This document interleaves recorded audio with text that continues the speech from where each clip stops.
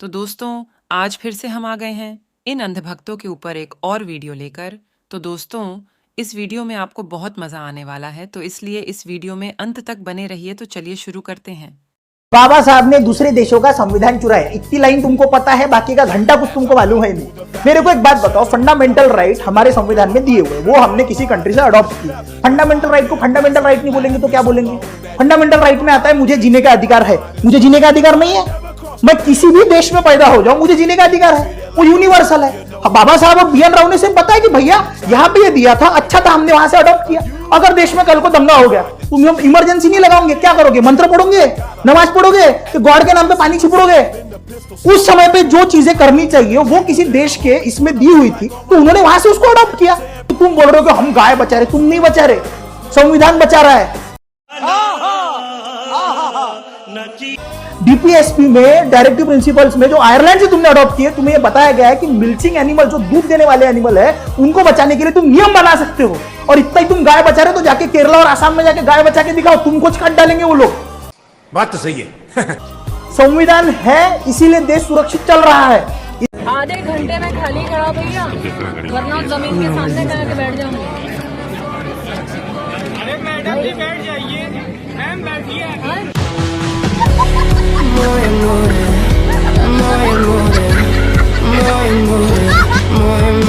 तक हिंदू राष्ट्र ना बने, मैं आवाज उठाऊंगी। और हाँ, जो हिंदू इस चीज का विरोध कर रहे हैं, मैं चाहूंगी अपनी बहन बेटियों को कश्मीर भेजे और अपनी बहन बेटियों को केरला भेजे और फिर हिंदू राष्ट्र ना बनने की बात करें। हम सनातनी इसी चीज को बदलने के लिए उस संविधान में हिंदू राष्ट्र जोड़ सकते हैं और हम जोड़ेंगे। रुको जरा, सबर करो। हिंदू नहीं हूँ, हिंदू नहीं मानते? ना मैं लंडू हूँ।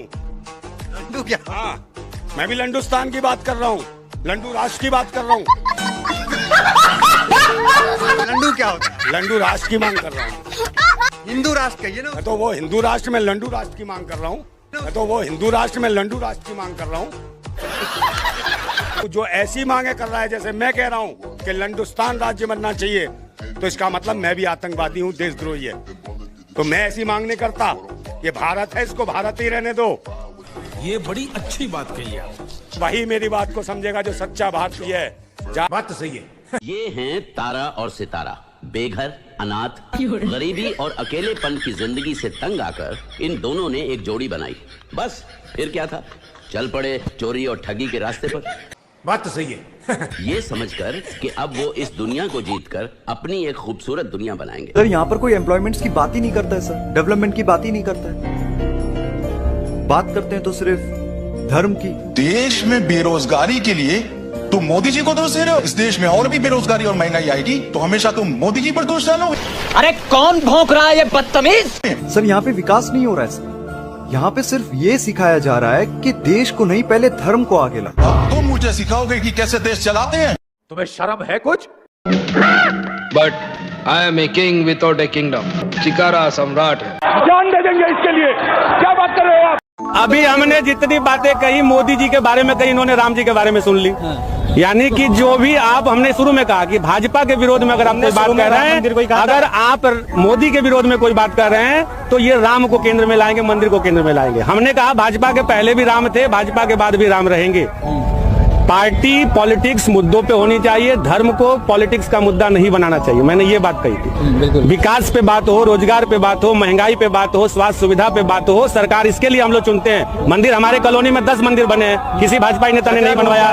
लोगों ने अपने दम पे जगह खरीदा, लोगों ने अपने दम पे चंदा किए, मंदिर बनाए, घंटा डुलाते हैं, आरती उतारते हैं। दुनिया का कोई भी उन्नत देश आप बता दीजिए जहाँ का राष्ट्रपति या प्रधानमंत्री अपने गॉड के नाम पे वोट मांगते।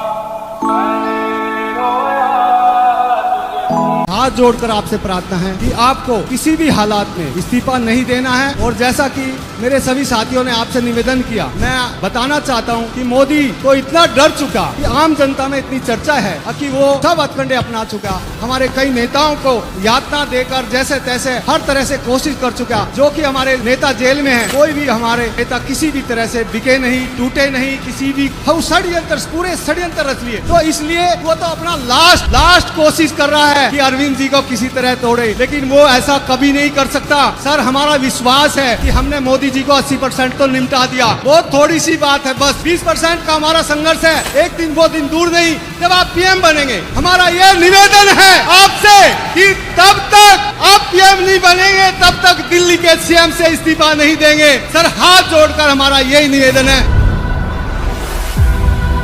वहाँ जातिवाद नहीं पूछते, कोलंबिया ही तो पहुंचे डॉक्टर अंबेडकर, वहाँ किसी ने उनके साथ मना नहीं किया कि तुम्हारे साथ खेलेंगे नहीं, बैठेंगे नहीं। ये पागल हिंदुस्तानी तभी तो भिखमंगे हैं। एंटी इंडिया, ये देखो एंटी इंडिया। कोलंबिया यूनिवर्सिटी से वो आदमी पढ़ा, पीएचडी किया, तो उन्होंने डीएससी भी करवाई, डॉक्टर ऑफ साइंस। बोले और पढ़ो और, तो बहुत पढ़ने में तेज हो यार। एल्फिंस्टन कॉलेज मुंबई में संस्कृत पढ़ने नहीं दिया, कहा अनटचेबल, ये सब तुमको पता ही नहीं क्या। नहीं तो तुमको भी अम्बेडकर से प्यार हो जाए, तुम किसी भी कास्ट के हो। आज देश का विपक्ष पगला गया है। चड्ढा समझाओ इसे। बेमतलब का महंगाई चिल्ला रहा है। अच्छा कि महंगाई कहीं नहीं है, उस महंगाई का हाला करके सत्ता में आना चाहती है। बिल्कुल मोदी जी का कृपा देखिए कि एक आम आदमी भी मोटरसाइकिल से घूम रहा है मजे में। ठीक है, देखिए प्रत्यक्षम किम प्रमाणम। देखिए हम लोग आराम से ठाट से घूम रहे हैं। आज मोदी जी का कृपा है। तब लेकिन ऐसा क्या हो गया? बढ़िया दुगदुगा के बंद हो गई। तेल चेक करिए तो इसका तेल नहीं है क्या इसमें? अरे तेल नहीं है, तुमको 300 रुपए दिए थे, तुम तेल नहीं डलवाया। क्या बात कर रहे हैं पार्टनर? अब ये 300 का तेल डलवा के आ रहे हैं। तो रुको जरा, सबर करो। तो 300 भेजा से है जाएगी गाड़ी। तेल महंगा हो गया है, लोग कनिका डाला है। तेल महंगा हो गया है, ये पेट्रोल पंप वाला गुंडाई किया होगा, तेल में पानी मिलाया होगा। नहीं तो गाड़ी के कंपनी मालिक ने मशीन गलत बनवाया है, तेल ज्यादा पीने वाला। आने वाले 5 साल भारत के इंफ्रास्ट्रक्चर को एक नई ऊंचाई देने वाले होंगे। आने वाले 5 साल भारतीय रेल के कायाकल्प के होंगे। आने वाले 5 साल बुलेट ट्रेन से लेकर वंदे भारत ट्रेन के विस्तार के होंगे। आने वाले 5 साल वाटरवे के अभूतपूर्व इस्तेमाल के होंगे। आने वाले 5 साल में आप भारत के डिफेंस एक्सपोर्ट को नया रिकॉर्ड बनाते देंगे। आने वाले 5 साल में आप भारत के स्पेस सेक्टर की एक नई उड़ान देखेंगे, गगनयान की सफलता देखेंगे। आने वाले 5 साल में आप देश के युवाओं के लिए नए सेक्टर का उदय देखेंगे। आने वाले 5 साल में आप भारत की सोलर पावर को घर घर तक पहुंचा देंगे। आने वाले 5 साल में आप भारत में ईवी मैन्युफैक्चरिंग में रिकॉर्ड वृद्धि देखेंगे। आने वाले 5 साल में आप सेमीकंडक्टर मिशन, हाइड्रोजन मिशन को जमीन पर बाहर देखेंगे। और आने वाले 5 साल में आप निर्णायक नीतियां बनते, निर्णायक फैसले होते हुए भी देखेंगे।